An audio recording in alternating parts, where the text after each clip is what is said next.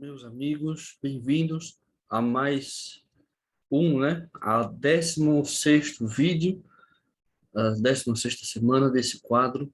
Aconteceu na história da igreja, aqui no canal do Estandarte da Liberdade. Eu sou Renan, sou responsável por preparar e apresentar alguns acontecimentos históricos, né?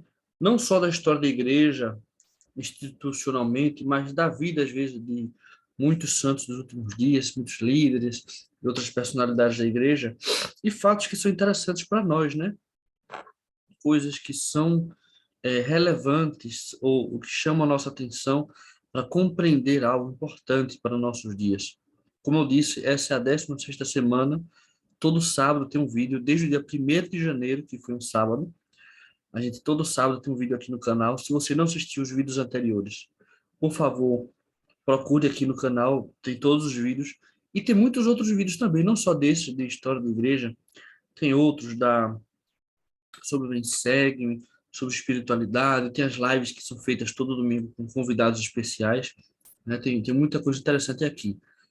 E hoje, como toda semana, a gente começa falando de acontecimentos que estão completando algum aniversário no dia de hoje, 16 de abril, até a próxima sexta-feira, que será dia 22 de abril, certo? Então, vou começar a passar aqui para vocês. Eu vou já adiantando que tem muito templo, tá? Dedicado. Eu sempre menciono os templos que são dedicados. Talvez vocês não saibam onde fica a Medford, Oregon, né? Eu também não sei muito bem onde fica. Para mim, eu não, talvez nunca soubesse da existência dessa cidade, se não fosse por causa desse templo. Mas com certeza isso é importante para a igreja. Como eu mencionei no vídeo anterior, semana passada e outros também, o ano 2000, que foi quando esse templo foi dedicado, dia 16 de abril de 2000, foi o ano, eu acho, eu vou até confirmar isso depois, foi o ano que mais se dedicaram templos na história da humanidade, né? O presidente Hinckley tinha a meta de dedicar, de ter mais de 100 templos funcionando no ano 2000. Ele conseguiu terminar, eu acho, com 102 templos. O número 101 e 102 são no Brasil, Recife e Porto Alegre.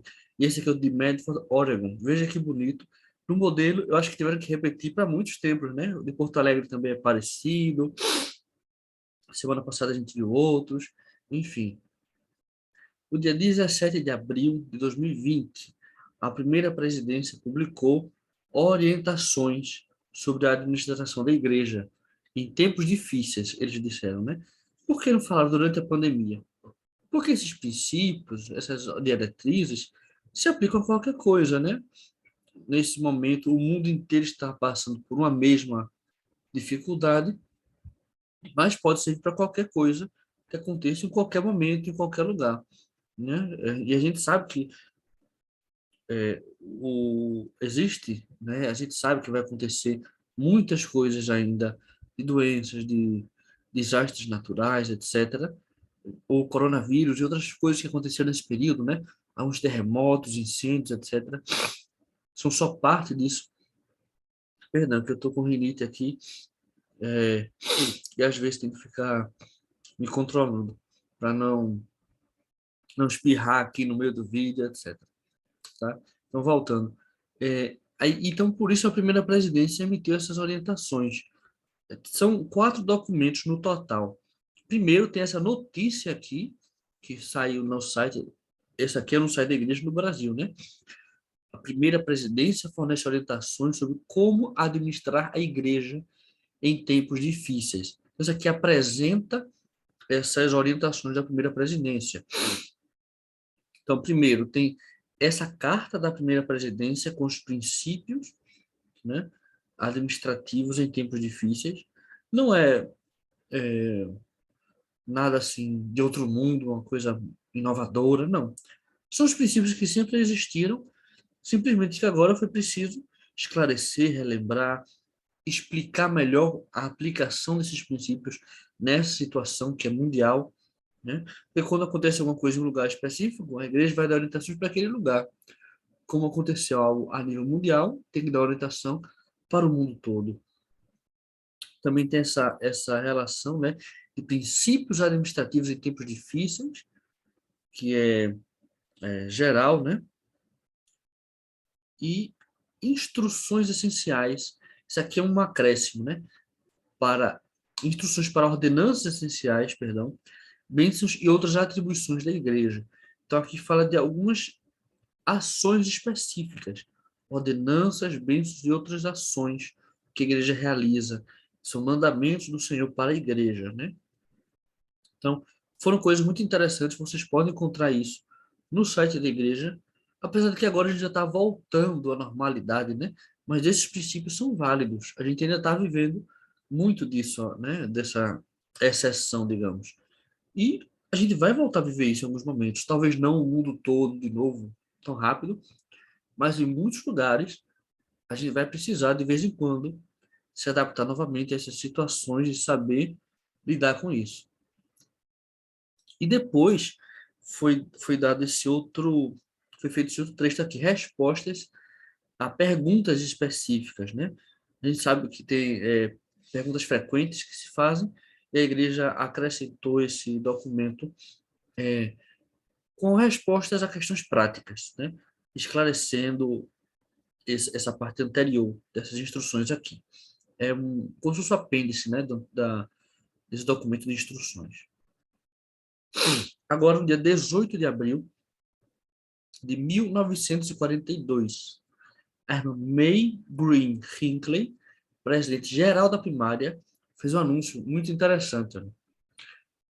Ela disse que, a partir desse momento, todas as líderes presidentes da primária, todos os níveis, seriam chamados de presidentes e não de superintendentes, né? Superintendente que superintende, é a pessoa que deve entender mais daquele assunto e daquela organização e liderá-la, né? Existem superintendências na administração, né? E na igreja tinha isso, superintendente da mutual, da primária, e ela anunciou que a partir desse dia, na estaca, na ala e a nível geral, ia ter a presidente da primária.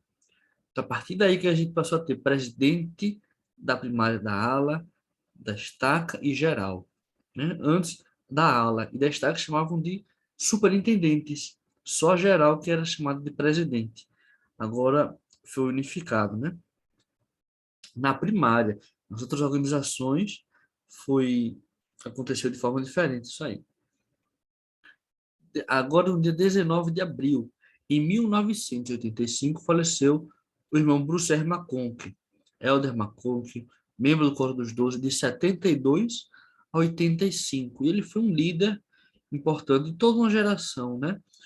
Ele foi uma pessoa que estudava muitas escrituras e comentou muito sobre as escrituras, sobre ensinamentos de alguns presidentes da igreja, com o sogro dele, Joseph Fielding Smith, e o pai dele, Joseph F. Smith, né, sobre essa história da igreja, a tradição na igreja, essas questões, e ele falou muito. Muita coisa que ele falou também foi a opinião pessoal dele, né? Mas ele era um homem inspirado. Ele não era perfeito, mas era, como ele mesmo disse, ele se referia aos líderes da igreja, né? Dizendo que são pessoas comuns com chamados extraordinários, né? Então ele entendia isso, né? Que ele era uma pessoa comum, podia errar como qualquer um de nós, mas ele tinha um chamado extraordinário e ele se dedicou realmente a ser um apóstolo e cumprir com essas funções. Por isso ele é lembrado até hoje como um exemplo para muitas pessoas na igreja. Dia 19 de abril em 2005, foram criados o sétimo e o oitavo Quórum dos 70.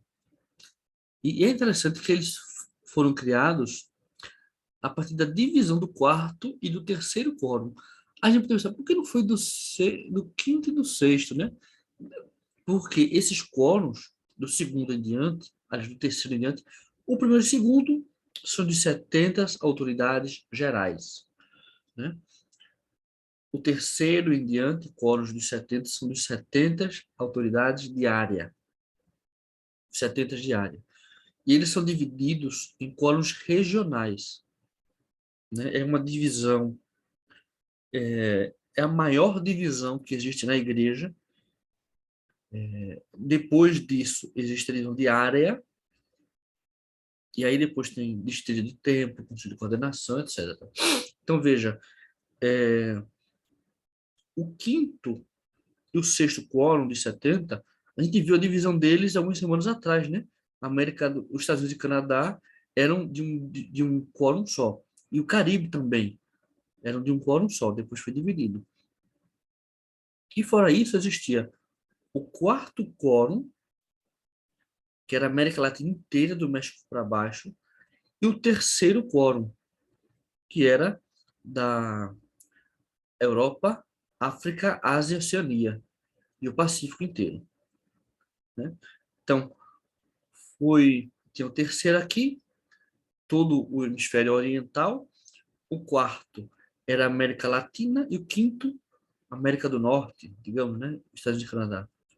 O quinto dividiu-se para criar o sexto, o quarto dividiu-se para criar o sétimo, e o terceiro dividiu-se para criar o oitavo, né? Eu estou mostrando esse mapa para a gente entender por que o do quarto ser para o sétimo, o terceiro para o oitavo, por causa desse critério regional. Hoje, tudo isso foi mais dividido. Eu não lembro quantos tem na América do Norte, mas acho que são três ou quatro. No estado de Utah tem um só para lá, né? Os outros são divididos dessas outras regiões de Estados Unidos e Canadá. Tem um de México, América Central e Caribe, outro de América do Sul de língua espanhola, outro do Brasil, um de Europa e África, um de Ásia e outro de Oceania e Pacífico. Eu acho que são esses. Um, dois, três, quatro, cinco, seis, sete, oito, nove. Enfim, eu estou esquecendo de algum. Talvez a África, tem só para a África. Enfim, são 12 hoje. Tenho quase certeza disso. Então vejam como de 2005 para cá já foi dividindo, né? De vez em quando a igreja divide mais, vai ter mais quórums ainda. O Doutrina e Convênios diz que pode chamar 70 até 70 vezes 7, né? Aí a gente pensa, poxa, pode ter até 490, né? 70 vezes 7, 70 diárias no mundo. Mas eu não sei, porque ele diz o que é que tem que ser multiplicado. 70 vezes 7, né? Eu vi umas pessoas dizerem que pode ter 70 vezes 7 quóruns de 70, como se a gente pudesse ter 490 quóruns de 70 homens. Então eu teria que multiplicar de novo por 70. Aí eu já não sei, perdi as contas, né? Quantos 70 teriam no mundo? Mas é quase sem limite, né?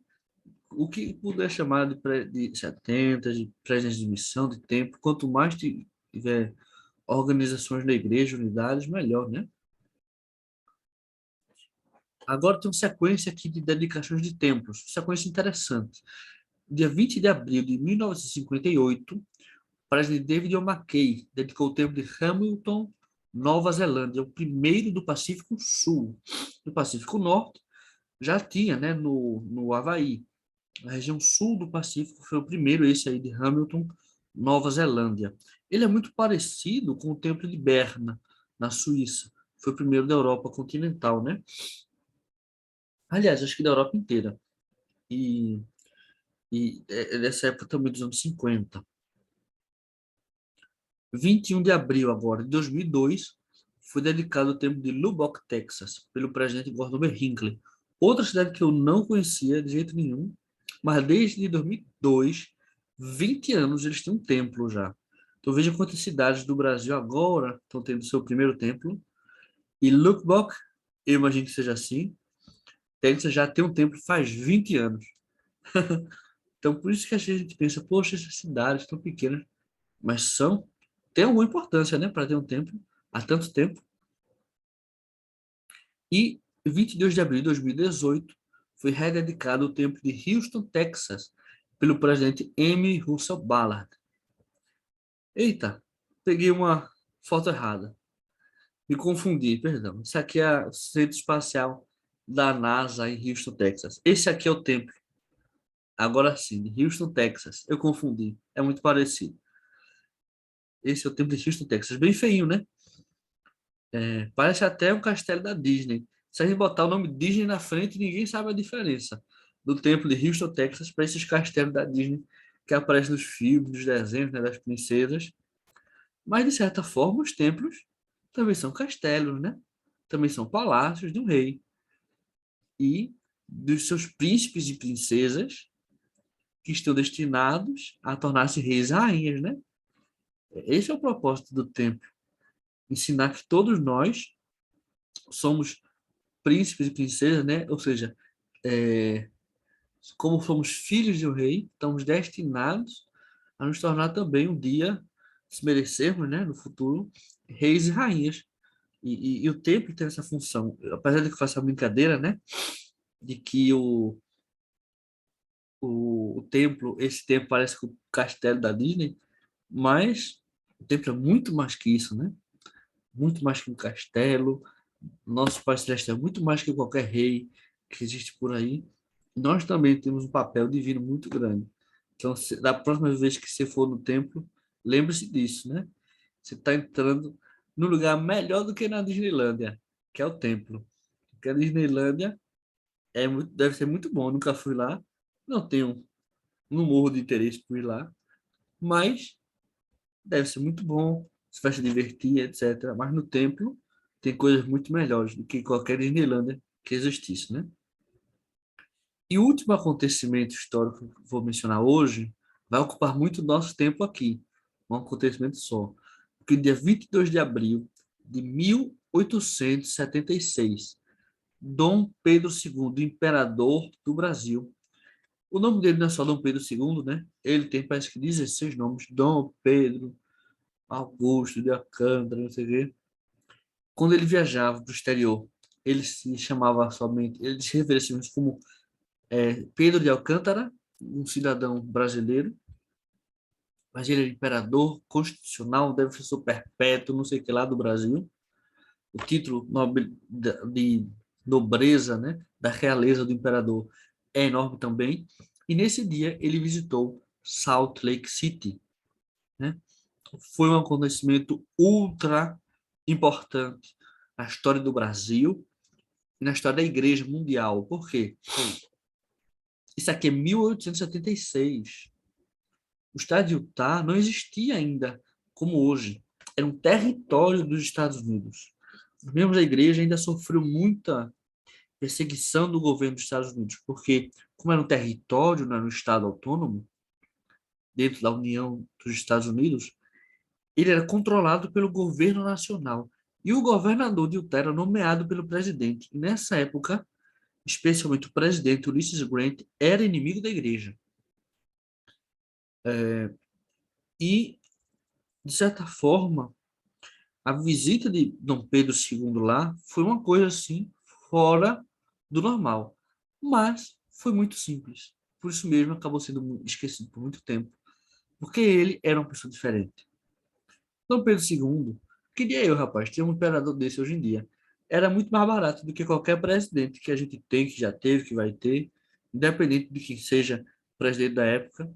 Era muito mais barato ter esse imperador aí, que com o salário dele libertava escravo, dava bolsa de estudo para o pessoal estudar no Brasil ou fora, né? Era um homem culto, inteligente, falava 12 línguas, trocava cartas com os cientistas. Ele foi a primeira pessoa no mundo a falar pelo telefone, porque quando Graham foi apresentar o telefone, né? Claro, talvez outras pessoas falaram nos testes, mas a primeira pessoa que falou no telefone já na exposição, na apresentação do negócio já criado, foi Dom Pedro, né? Ele estava lá acho que foi em Paris, quando o Graham foi fazer a apresentação do telefone, primeiro que foi criado, né? Enfim, um homem divino. Interessante que ele era católico, mas não tão católico, né, como sua filha, a princesa Isabel. Mas ele casou com uma princesa italiana, né? Muito romana e tudo isso. Muito católica romana, né? Dom Pedro, ele ia fazer uma viagem aos Estados Unidos. Aliás, eu lembrei agora. Não foi em Paris que ele conheceu o Graham Bell, foi nos Estados Unidos, se eu não me engano, nessa mesma visita. Ele esteve em Nova York, Washington, encontrou-se com o presidente dos Estados Unidos, Ulysses Grant. Talvez esse presidente Grant falou alguma coisa sobre a igreja para ele, a gente não sabe, mas se falou, com certeza foi coisa ruim sobre a igreja. Mas antes dele ir, ele, claro, foi feito todo, foi planejado todo o percurso e ele já sabia que em algum momento deveria parar em Ogden, no estado de Utah, porque o trem que levava a São Francisco, na Califórnia, onde ele que seria o extremo oeste dos Estados Unidos e onde ele iria passar um tempo também, passar por Ogden, ele tinha que trocar de trem ali. E ele queria conhecer o lugar, né? Ele muito conhecedor de tudo. Ele queria conhecer, ele tem que pernoitar ali, porque para trocar de trem, ele tinha que sair de um trem, o outro só ia sair no outro dia, ele tinha que passar um dia lá inteiro. Então ele queria conhecer o lugar, falaram para ele que é Utah, que é um território, que tem os mormons, né? Apesar de que essa foi a primeira vez que brasileiro foi para lá, ele não foi sozinho, claro, foi uma comitiva grande, mas já se falava há muito tempo sobre os mormons, como se o povo dizia na época, né? No Brasil. Muitos anos antes dessa viagem, se falava de mormons no Brasil, né? Em outras semanas e outros acontecimentos, eu vou mencionar alguns dessas referências, digamos, aos mormons, né? E aí, inclusive, enquanto estavam sendo preparados todos os detalhes da viagem, foi mostrado a Dom Pedro um quadro, um retrato, a pintura de Brigham Young. Eu não sei como chegou isso na corte do Rio de Janeiro, mas levaram até ele um quadro do profeta, que era o líder da igreja, né? Tinha sido governador de Utah por muito tempo, e quando era território ainda, né? Foi o primeiro, logo depois foi substituído por outro aliado do governo nacional, mas Dom Pedro II sabia o que eram os mormons, né?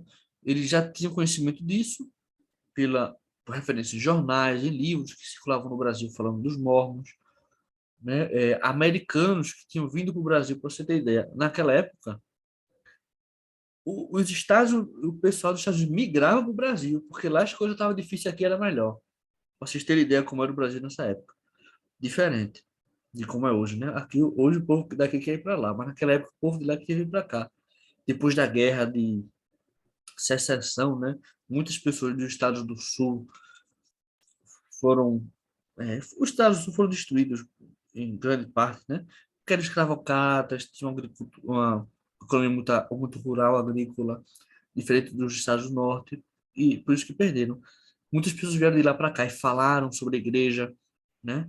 Falando mal, claro. Só o século XIX tá cheio de gente metendo pau na igreja aqui no Brasil. Quando os primeiros membros da igreja chegaram no século XX, já tinha um ambiente muito hostil contra a igreja aqui. E mesmo assim, Dom Pedro foi. Ele chegou lá na noite de sábado, se eu não me engano, e ficou até a tarde do domingo. Ele passou a noite em Salt Lake. Durante o domingo, ele visitou. Aliás, acho que no sábado ainda ele foi no teatro. Não sei o que ele assistiu. Talvez tenha algum local aí, né? Eu encontrei muito material que fala sobre isso, mas não tive tempo de ler tudo, nem teria tempo de resumir tudo para vocês. No domingo, ele assistiu a missa, visitou o centro de Salt Lake, viu o terreno onde estava sendo construído o templo de Salt Lake, que só foi dedicado quase 20 anos depois, né? Ele viu o tabernáculo, tirou algumas fotos. Eu vou mostrar para vocês essas fotos. Depois ele assistiu uma reunião sacramental, onde John Taylor discursou. John Taylor era membro do Quórum dos Doze, né? John Taylor falou sobre os primeiros princípios do Evangelho. Dom Pedro achou muito interessante isso, né? John Taylor era um grande orador, um homem muito inteligente, um dos homens mais cultos da igreja, né? Ele não se encontrou com o Brigham Young. O Brigham Young estava doente, né? Ele faleceu no ano seguinte. E não estava nem em Salt Lake, ele estava na cidade de Saint George. Brigham Young passou muito tempo fora de Salt Lake, durante o tempo dele como presidente da igreja. Isso é interessante. E nessa época, pior, né? Ele estava doente tudo, na época que perseguiu muita igreja, ainda estava esse negócio da poligamia. Dom Pedro se espantou muito com dar-se conta que como era realmente a poligamia. Eu acho que ele tinha curiosidade para ver como é que esse povo inteiro vive isso. Ficou horrorizado, achou isso absurdo, né? E mesmo assim ele gostou do discurso, mas não ficou até o fim da renúncia sacramental, porque ele tinha que sair para pegar o trem. Já era de tarde essa renúncia sacramental. Ofereceram a ele sentar-se no púlpito, ele não quis sentar na congregação, um local onde ele poderia ver a cerimônia inteira. Ele chegou no início, ouviu o hino, participou do sacramento. Eu não sei se ele tomou o sacramento. As pessoas que frequentam, que não são membros, podem tomar, né? Não são proibidas. Eu não sei se ele tomou, seria interessante procurar saber disso, né?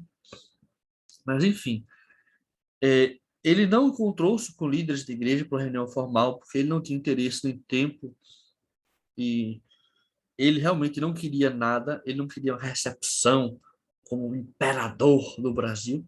Ele, numa das cartas com instruções, ele disse que não queria nenhuma ostentação, realmente foi simples a estadia dele.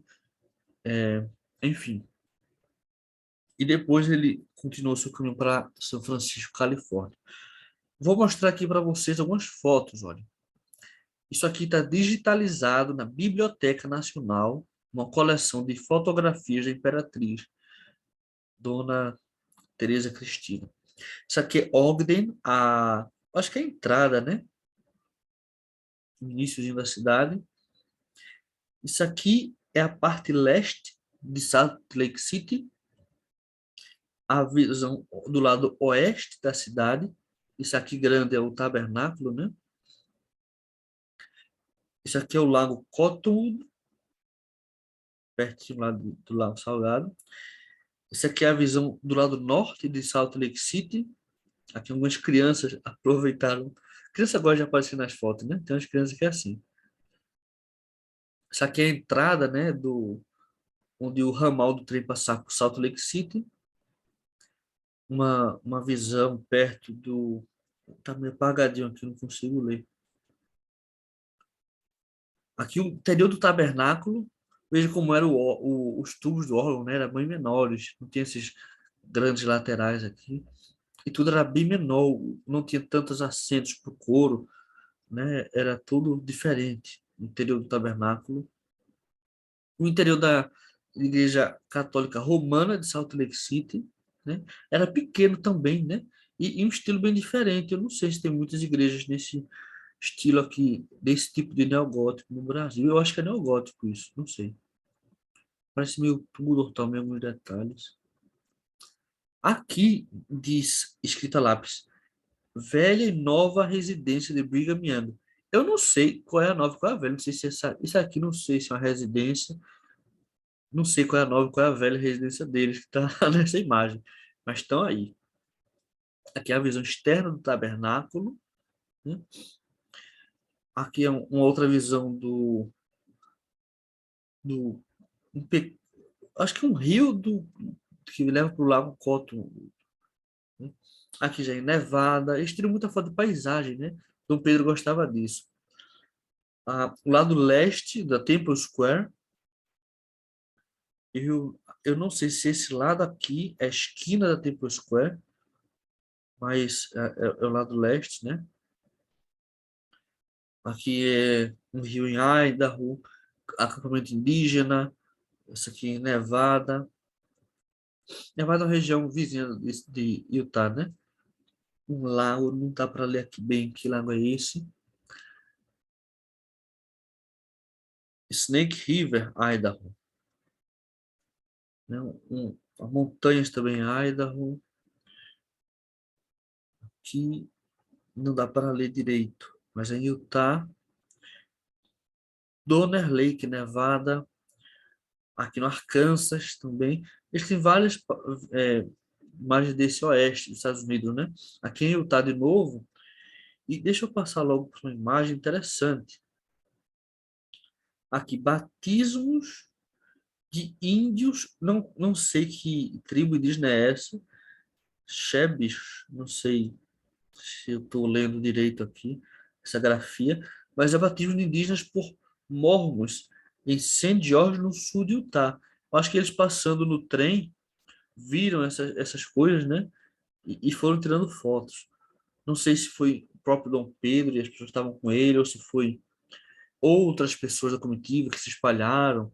Mas interessante, tem esse missionário aqui servindo de testemunha, esse outro batizando, e o indígena sendo batizado aqui, né? Tem vários outros assistindo.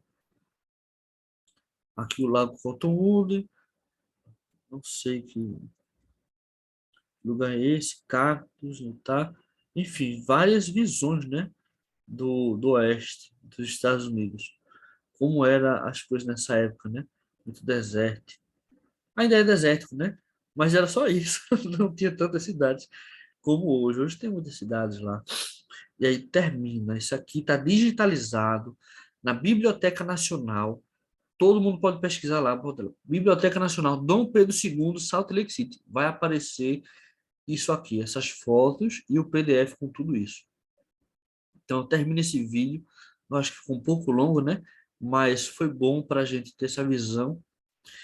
E esse fato interessante, né? Dom Pedro, nosso imperador, foi a primeira vez que Utah recebeu uma autoridade nacional. Nunca, mesmo nos Estados Unidos, nunca tendo presidente. O primeiro presidente dos Estados Unidos que foi para Utah foi para lá mais de 20 anos depois. Foi quando Utah já era estado. Utah era território nessa época. Nunca tinha ido um membro do Senado dos Estados Unidos, um ministro, nada. Nem de outros países. Dom Pedro realmente foi um pioneiro muito grande. Mais uma vez, obrigado. Tenha uma excelente Páscoa. Por favor, comentem aqui o que vocês têm achado. Sugestões, dúvidas, críticas, tudo é construtivo para mim. Eu sei que eu erro, às vezes esqueço alguma coisa, me confundo, me corrijo sempre que consigo. E eu estou fazendo revisões disso aqui. Eu tenho um arquivo com todos esses assuntos para depois a gente ver o que é que faz com tanto material, né? Comente aí o que vocês acharam, sugestões, etc. Compartilhe o vídeo com seus amigos e tenha uma ótima Páscoa. Vejo vocês na semana que vem. Até mais.